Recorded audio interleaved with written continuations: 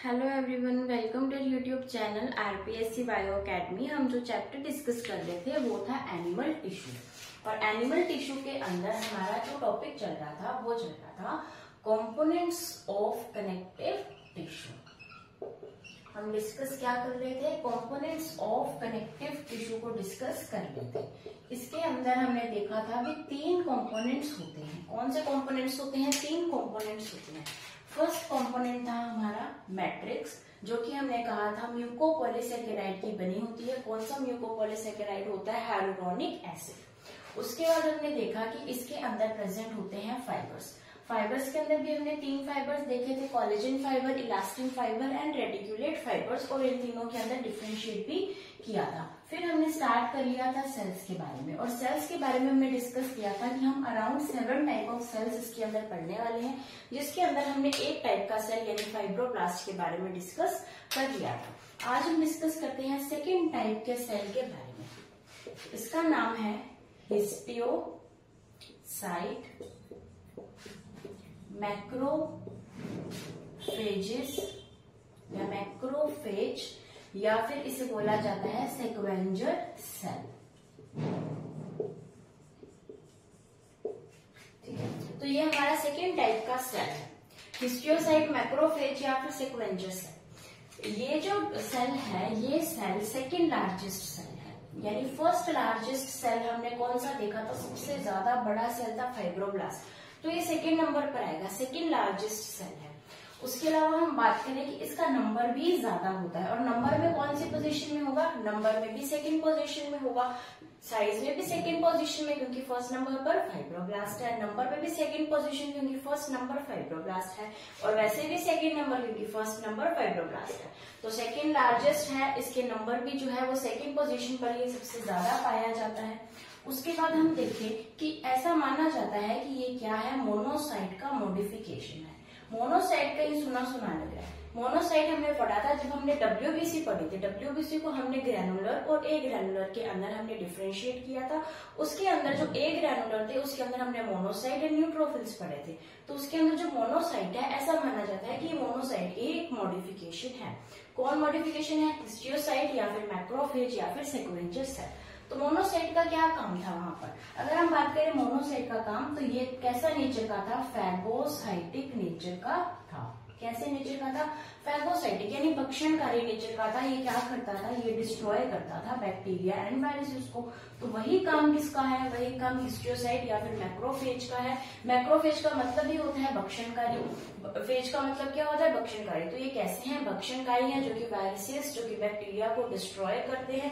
इनका नेचर कैसा है? फैगोसाइटिक नेचर है। उसके अलावा बात करें कि ये क्या कर रहे हैं? भक्षण कर रहे हैं, यानी ये क्या करेंगे? ये करते हैं क्लीनिंग। किसकी क्लीनिंग करेंगे? किसकी सफाई करेंगे? क्लीनिंग ऑफ कनेक्टिव टिश्यू, यानी कनेक्टिव टिश्यू में सिर्फ एक ही भक्षणकारी सेल हमें दिखाई देते हैं, जिसका नाम है हिस्टियोसाइट या फिर मैक्रोफेजेस। और इनका क्या काम है कि ये कनेक्टिव टिश्यू की क्या करते हैं? क्लीनिंग करते हैं। इसीलिए इन्हें क्या बोला जाता है? सेक्वेंजर सेल बोला जाता है। तो सेक्वेंजर सेल कौन कहलाते हैं? हिस्टियोसाइट, मैक्रोफेजेस या फिर सेक्वेंजर सेल्स। सेकंड लार्जेस्ट है, नंबर में भी सेकंड पोजीशन पे आते हैं। मोनोसाइट का मॉडिफिकेशन है, फैगोसाइटिक नेचर के होते हैं, ये डिस्ट्रॉय करते हैं वायरसेस एंड बैक्टीरिया को, और ये क्लीनिंग के अंदर हेल्प करते हैं किसकी? कनेक्टिव टिश्यू की।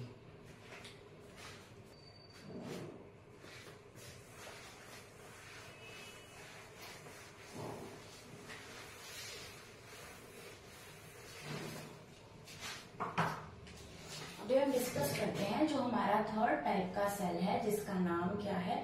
Mast cell. मास्ट सेल भी कहीं सुना सुना लग रहा है। मास्ट सेल हमने कहा सुना था? मास्ट सेल भी हमने सुना था डब्ल्यूबीसी के अंदर, जब हमने उसको डिस्कस किया था ग्रैनुलर डब्ल्यूबीसी।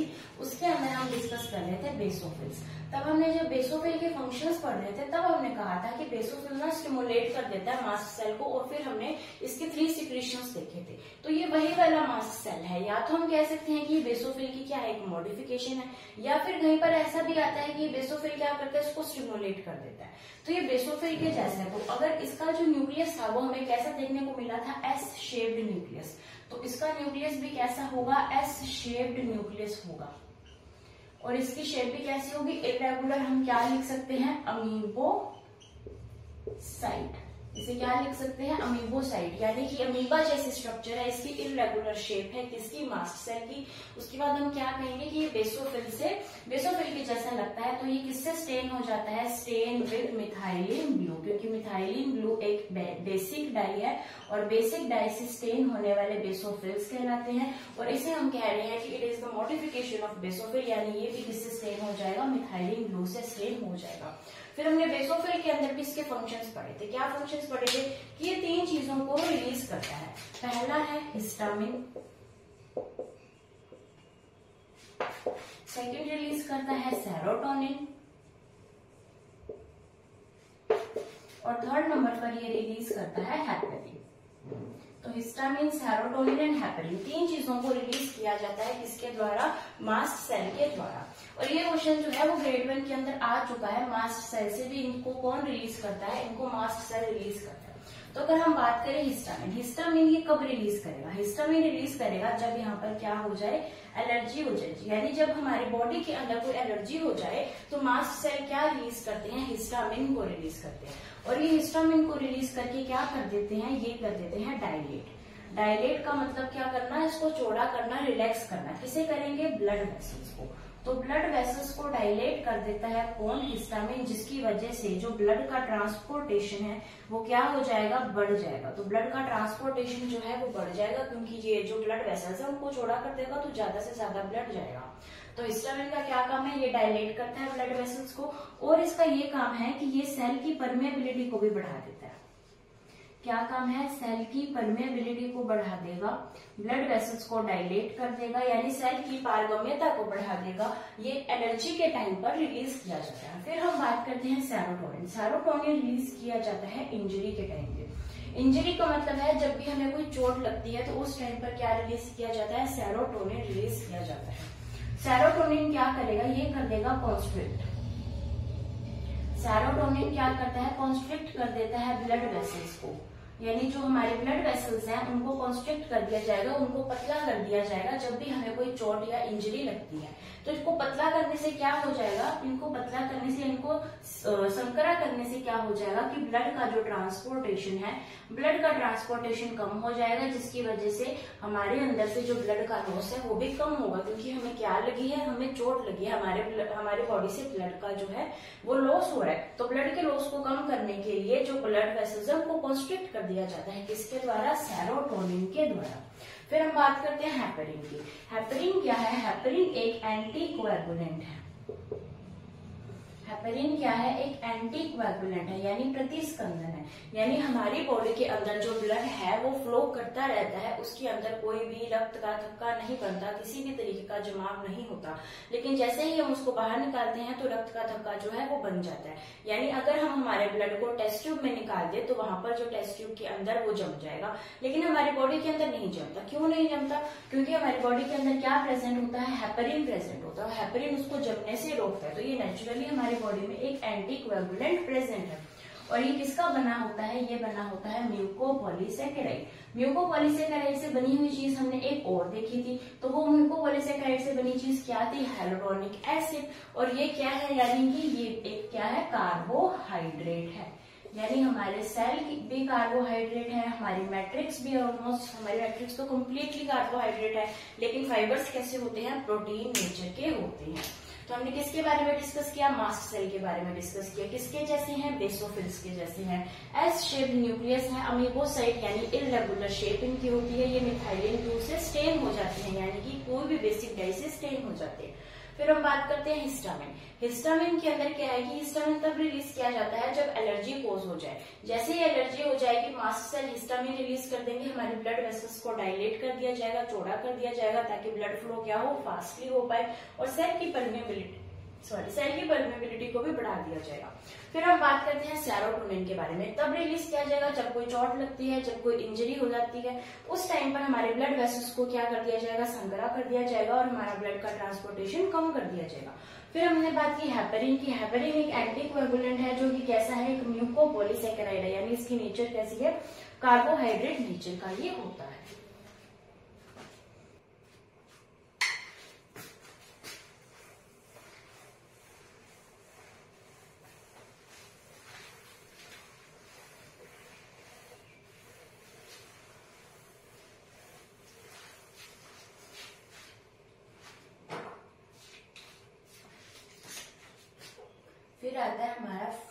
कंपोनेंट जिसका क्या नाम है, एडिपोसाइट। एडिपोसाइट को क्या बोला जाता है, फैट सेल कहा जाता है। एडिपोसाइट या फिर फैट सेल जो है ये भी कंपोनेंट है किसके, कनेक्टिव टिश्यू के। तो अगर हम बात करें एडिपोसाइट या फिर फैट सेल की, इनका काम क्या है, इनका नाम बता रहा है, इनका काम क्या है, स्टोरेज ऑफ फैट, यानी हमारे अंदर फैट को स्टोरेज कौन करता है, फैट को कौन इकट्ठा करता है, एडिपोसाइट फैट को इकट्ठा करेगा। अब यहाँ पर हमारे सामने दो तरीके से जो है फैट को इकट्ठा किया जाता है, यानी फैट की सिंथेसिस कह लो, फैट का स्टोरेज मेनली कहेंगे, दो तरीके से होता है। एक होता है मोनोलोक्यूलर, मोनोलोक्यूलर, और एक हमारे सामने आएगा मल्टीलोक्यूलर। तो मोनोलोक्यूलर एंड मल्टीलोक्यूलर टू वेज के अंदर फैट का स्टोरेज किया जाता है। मोनो एंड मल्टी का मतलब है कि हमारे पास एक सेल है, तो ये हमारे पास एक सेल है। मोनो का मतलब क्या होता है, मोनो का मतलब होता है एक, और एक लोक्यूल के अंदर जब फैट जो स्टोर हो जाए तो उसे क्या बोलेंगे, मोनोलोक्यूलर। यानी यहाँ पर क्या प्रेजेंट होगा, फैट प्रेजेंट होगी, एक ही लोक्यूल के अंदर क्या प्रेजेंट हो जाएगी, फैट प्रेजेंट हो जाएगी। इसे क्या बोला जाता है, मोनोलोक्यूलर टाइप ऑफ एडिपोसाइट। इसका जो न्यूक्लियस है तो वो साइड में चला जाएगा, क्योंकि सारी जगह किसने घेर ली है, इस फैट सेल, इसके अंदर जो प्रेजेंट फैट है उसने घेर ली है। और साइटोप्लाज्म भी कैसा हो जाएगा, काफी हमें कम दिखाई देगा। तो इस तरीके से जब फैट का स्टोरेज होता है तो उसे क्या बोला जाता है, मोनोलोक्यूलर। और मल्टीलोक्यूलर के अंदर हम बात करें तो जैसे ये हमारे पास एक और हम सेल बना लेते हैं, यहाँ पर क्या है, फैट तो प्रेजेंट है लेकिन मल्टी लोक्यूल्स के अंदर प्रेजेंट है, यानी सिर्फ एक ही लोक्यूल जो है वो फैट का स्टोर नहीं करेगा। यहाँ पर हमें दिखने को मिलेंगे कि इस तरीके से फैट का स्टोरेज करने के लिए मल्टीपल जो है वो प्रेजेंट होते हैं। मल्टीपल लोक्यूल्स यहाँ पर प्रेजेंट है जो कि क्या कर रहे हैं, फैट का स्टोरेज कर रहे हैं। और जो हमारा न्यूक्लियस होगा इस सेल का वो भी बीच में आकर बैठ जाएगा, यानी यहाँ पर तो न्यूक्लियस को पेरिफेरी की तरफ धकेल दिया गया था, लेकिन यहाँ पर न्यूक्लियस जो है वो बीच में प्रेजेंट है। और उसके अलावा साइटोप्लाज्म भी इनफ अमाउंट में प्रेजेंट है। यहाँ पर साइटोप्लाज्म कैसा था, कम अमाउंट में था। तो फैट की जो स्टोरेज है वो दो तरीके से होगी, या तो मोनोलोक्यूलर या फिर मल्टीलोक्यूलर। जब फैट की स्टोरेज मोनोलोक्यूलर वे के अंदर होती है तो यहाँ पर कौन से टाइप का फैट बनता है, इसे बोला जाता है व्हाइट फैट।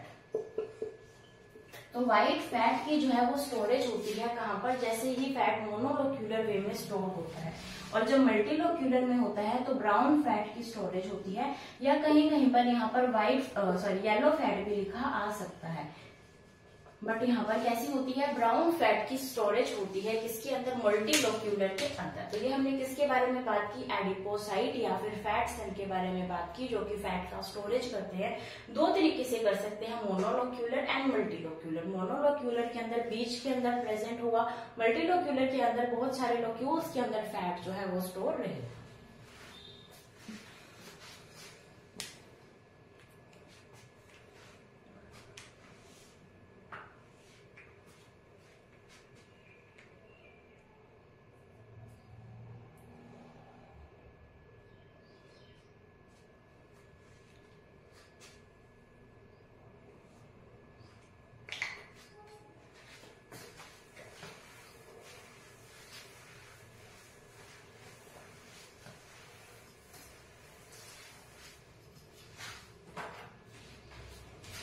फिर हम बात करते हैं फिफ्थ टाइप की, जिसका नाम है लिम्फोसाइट।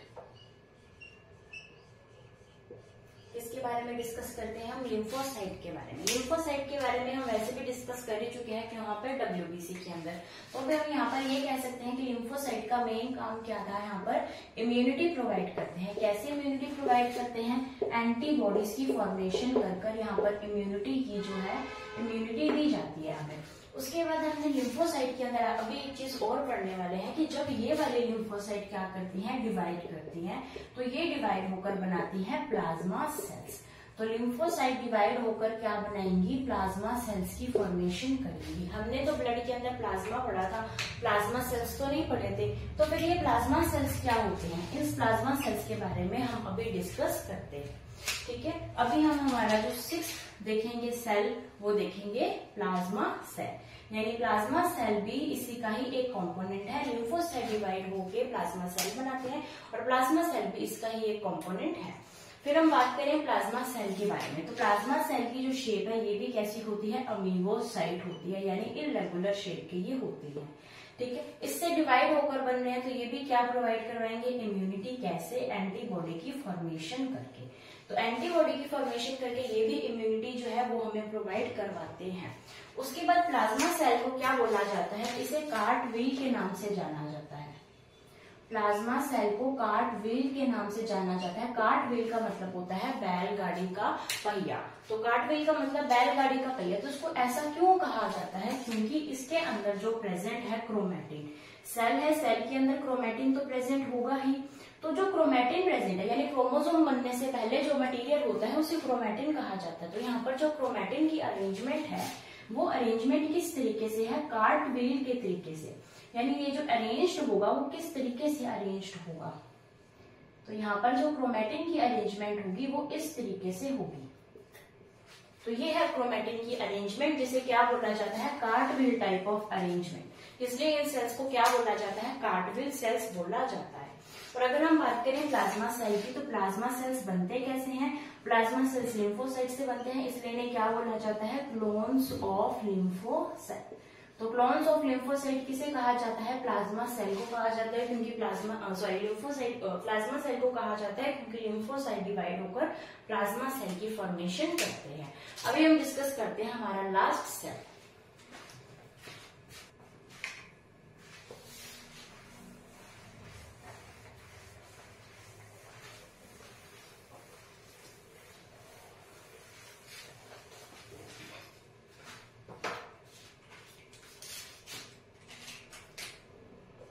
सेल आएगा मेसेनकाइमल सेल।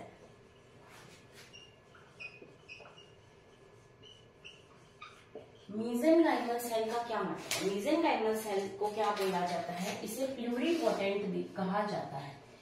प्लूरीपोटेंट कहा जाता है। और ये सेल क्या करता है, ये सेल फॉर्मेशन करेगा अदर सेल्स की, यानी क्या करेगा, फॉर्मेशन ऑफ अदर सेल्स। बाकी जितने भी सेल्स हैं उनकी फॉर्मेशन करने में कौन हेल्प करेगा, मेसेनकाइमल सेल हेल्प करेगा। इनको प्लूरीपोटेंट बोला जाता है। तो प्लूरीपोटेंट का क्या मतलब है, जब हमने डेवलपमेंटल बायोलॉजी पढ़ी थी तब भी हमने प्लूरीपोटेंट के बारे में डिस्कस किया था, लेकिन तब हमने सबसे ज्यादा जोर जिस पे दिया था वो टोटीपोटेंट। तो टोटीपोटेंट का क्या मतलब है, पोटेंट का मतलब होता है पोटेंशियल और टोटी का मतलब होता है टोटल, यानी ऐसे सेल्स जिनके पास टोटल पोटेंशियल है। किस चीज का पोटेंशियल है, एक कंप्लीट ऑर्गेनिज्म को बनाने का पोटेंशियल है। यानी एक टोटीपोटेंट सेल क्या कर सकती है, किसी कंप्लीट ऑर्गेनिज्म को यहाँ पर क्या कर सकती है, जन्म दे सकती है, किसी कंप्लीट ऑर्गेनिज्म को बना सकती है। जैसे कि अगर मैं बात करूं एक जायगोट की, तो जायगोट क्या है, एक सेल है, लेकिन जायगोट क्या करती है, जायगोट कंप्लीटली डिवाइड होकर क्या बना देती है, एक complete human body, human being बना देती है। तो जो जायगोट है वो कैसा हुआ, एक टोटीपोटेंट सेल हुआ, उसके पास टोटल पोटेंशियल है एक कंप्लीट ऑर्गेनिज्म को बनाने की। उसी तरीके से हमारे प्लांट्स के अंदर ये जो टोटीपोटेंसी है ये हमारे प्लांट्स के अंदर ज्यादा देखने को मिलती है।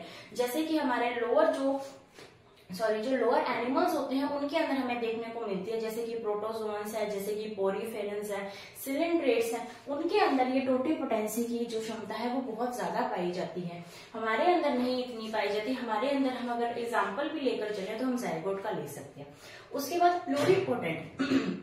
प्लूरीपोटेंट का मतलब है कि पोटेंशियल तो है लेकिन कंप्लीट पोटेंशियल नहीं है, टोटल पोटेंशियल नहीं है। यहाँ पर पोटेंशियल तो होगा लेकिन कम पोटेंशियल होगा, यानी कंप्लीट ऑर्गेनिज्म को ना बनाकर उसका कोई पार्ट, उसका कोई ऑर्गन बना दिया जाए तो उसे क्या बोला जाता है, प्लूरीपोटेंसी कहा जाता है। जैसे अगर मैं अपने लैंग्वेज के अंदर कहूँ तो हम ये बोल सकते हैं कि जिस तरीके से गैमीट होता है, तो गैमीट जो है वो ऑर्गेनिज्म को बनाने के अंदर उसका बहुत प्रॉपर योगदान है, लेकिन वो कंप्लीट ऑर्गेनिज्म अकेला नहीं बना सकता जब तक उसको सेकंड गैमीट ना मिल जाए। तो यहाँ पर जो गैमीट है वो कैसे हो जाएंगे, प्लूरीपोटेंट। जो जायगोट है वो कैसा हो जाएगा, टोटीपोटेंट। तो उसी तरीके से ये जो मेसेनकाइमल सेल्स हैं ये प्लूरीपोटेंट है, ये बाकी अदर सेल्स को फॉर्मेशन कर देंगे जिससे कि क्या बन जाएगी, इसके कुछ कंपोनेंट्स बन जाएंगे, लेकिन कंप्लीट नहीं बना सकता, उसका कुछ पार्ट बना सकता है। इसलिए इनको क्या बोला जाता है, प्लूरीपोटेंट कहा जाता है। और जो पिछली ग्रेड 1 आई थी, यानी ग्रेड 1 2022 के अंदर जो है वो टोटीपोटेंसी के बारे में पूछा जा चुका है कि टोटी कोटिकोडेंट का मतलब क्या है, तो इसलिए हमें इन टर्म से क्या होना पड़ेगा, फैमिलियर होना पड़ेगा। ठीक है, अभी हम चलते हैं, अभी हम डिस्कस करते हैं जो कनेक्टिव टिश्यू के हमने कंपोनेंट्स यहीं पर कंप्लीट कर लिए। अभी हम कनेक्टिव टिश्यू की जो क्लासिफिकेशन है उसको डिस्कस करते हैं।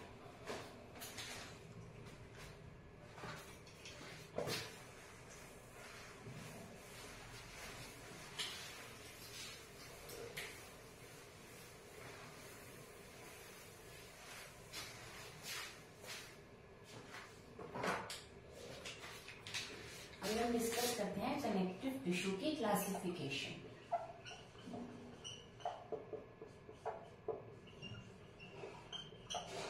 तो जो कनेक्टिव टिश्यू है उसको हम जनरली 5 पार्ट्स के अंदर डिवाइड करते हैं। फर्स्ट पार्ट हमारा आएगा लूज कनेक्टिव टिश्यू,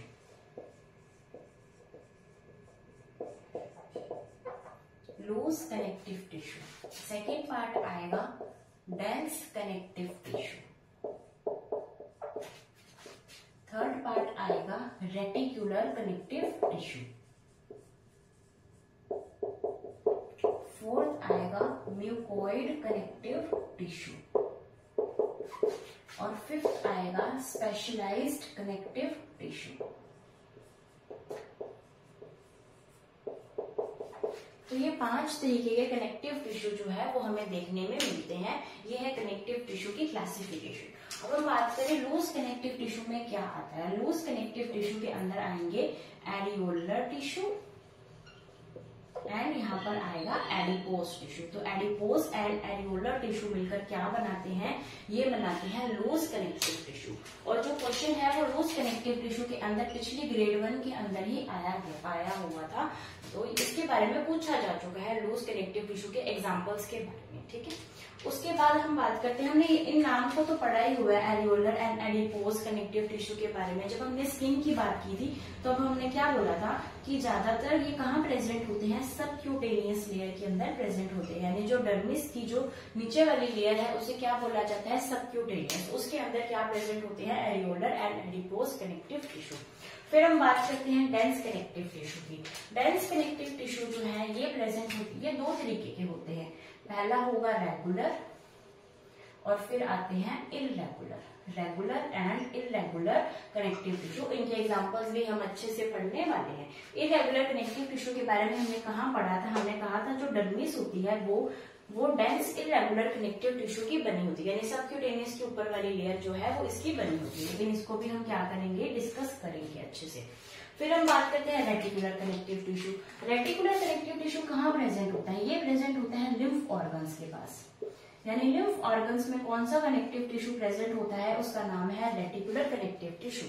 ठीक है, जैसे पेयर्स पैचेस है, जैसे कि टॉन्सिल्स है, तो वहां पर कौन सा टिश्यू प्रेजेंट होगा, रेटिकुलर कनेक्टिव टिश्यू प्रेजेंट होगा। म्यूकोइड कनेक्टिव टिश्यू ये तब बनता है ड्यूरिंग एम्ब्रियोनिक डेवलपमेंट, यानी एम्ब्रियोनिक डेवलपमेंट के दौरान कोई एक टिश्यू बनता है, उस टिश्यू को हम क्या बोल देते हैं, म्यूकोइड कनेक्टिव टिश्यू हम बोल देते हैं। फिर हमारे सामने आते हैं स्पेशलाइज्ड कनेक्टिव टिश्यू।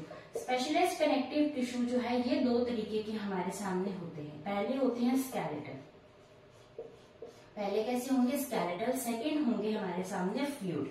तो skeletal connective tissue and fluid connective tissue. Skeletal connective tissue के अंदर आ जाएंगे bones and cartilage. Bones and cartilage क्या बनाते हैं, स्केलेटल कनेक्टिव टिश्यू। और फ्लूइड कनेक्टिव टिश्यू के अंदर आ जाएगा ब्लड एंड लिम्फ। तो ब्लड एंड लिम्फ क्या बनाएंगे, ये बनाएंगे फ्लूइड कनेक्टिव टिश्यू। अब इसके बारे में हमने पढ़ चुके हैं हम, यानी फ्लूइड कनेक्टिव टिश्यू हम ऑलरेडी पढ़ चुके हैं। ब्लड एंड लिम्फ के बारे में हम सर्कुलेटरी सिस्टम के अंदर पढ़ चुके हैं। सेम वही है, बिल्कुल एज इट इज वही यहाँ पर मैटर हमने पढ़ना है, यानी हम पढ़ चुके हैं तो हम अभी नहीं पढ़ेंगे। उसके बाद अभी हमारा जो चैप्टर है वो यही है, यानी हमने अभी क्या पढ़ना है, हमने आने वाली क्लासेस में एरियोलर कनेक्टिव टिश्यू पढ़ना है, एडिपोज कनेक्टिव टिश्यू पढ़ना है, रेगुलर पढ़ना है, इररेगुलर पढ़ना है, रेटिकुलर पढ़ना है, म्यूकोइड पढ़ना है और हमने स्केलेटल के बारे में पढ़ना है।